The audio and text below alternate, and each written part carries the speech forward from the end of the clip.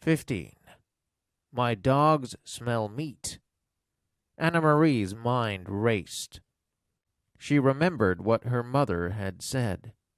If anyone stops you, you must pretend to be nothing more than a silly little girl. She stared at the soldiers. She remembered how she had stared at the others, frightened, when they had stopped her on the street.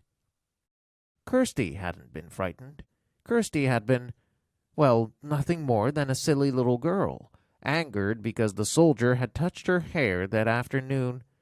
She had known nothing of danger, and the soldier had been amused by her. Annemarie willed herself, with all her being, to behave as Kirsty would. "Good morning," she said carefully to the soldiers. They looked her up and down in silence. Both dogs were tense and alert. The two soldiers who held the leashes wore thick gloves. "What are you doing here?" one of them asked.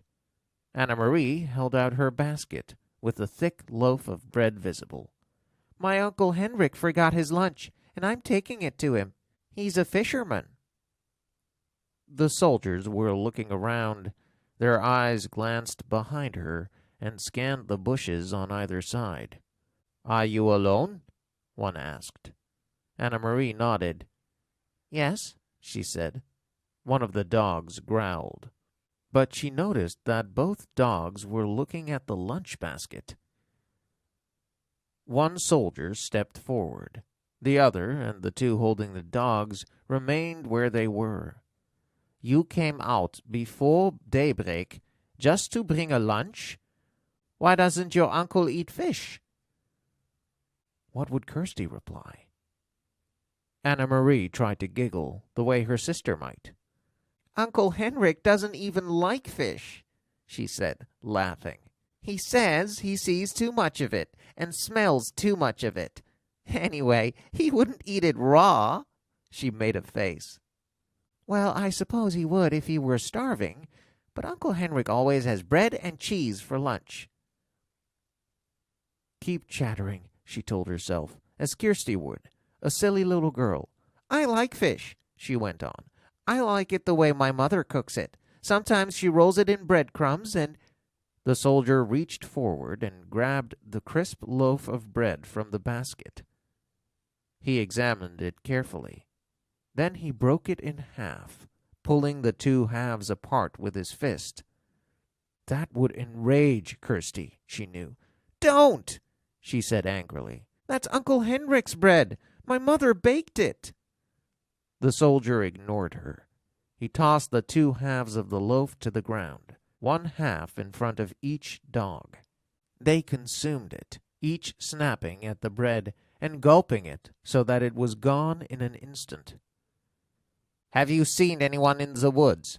The soldier barked the question at her. "No, only you." Annemarie stared at him. "What are you doing in the woods anyway? You're making me late. Uncle Henrik's boat will leave before I get there with his lunch, or what's left of his lunch." The soldier picked up the wedge of cheese. He turned it over in his hand. He turned to the three behind him and asked them something in their own language. One of them answered, "Nine," in a bored tone. Annemarie recognized the word. The man had replied, "No." He had probably been asked, Annemarie thought, "Do you want this? Or perhaps, should I give this to the dogs?" The soldier continued to hold the cheese. He tossed it back and forth between his hands. Annemarie gave an exasperated sigh. "Could I go now, please?" she asked impatiently. The soldier reached for the apple. He noted its brown spots and made a face of disgust.